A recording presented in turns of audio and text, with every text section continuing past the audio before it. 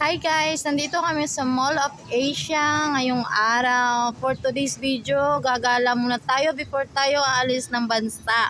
Ating i-feel ang simoy ng hangin ng Pilipinas dahil after nito is 2 years after na naman tayo makakaamoy ng Pilipinas. Kaya, and now, gala-gala time and sulit time para sa ating memories. Gagawa tayo ng magandang memories guys para sa ating maalala naman yung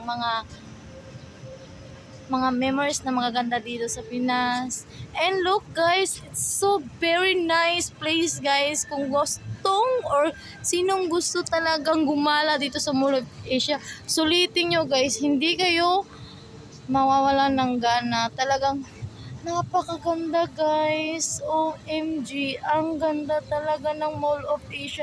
Out ito ha. Nasa outside tayo ng Mall of Asia. Hindi nyo talagang masisisi. Hindi nyo magsisisihan guys. Ang ganda, promise. O, tingnan mo, may dagat dun guys.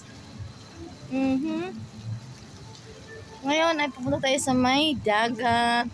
Sisilayan natin yung dagat guys. OMG, so nice place talaga guys. Hindi talaga OMG, hindi ka talaga na-carried away talaga ako sa place na. Ay, parang nasa ibang bansa ka lang guys. So far.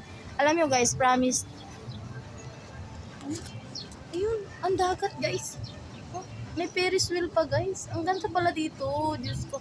Alam nyo, matagal-tagal na rin kasi ako hindi nakapunta dito.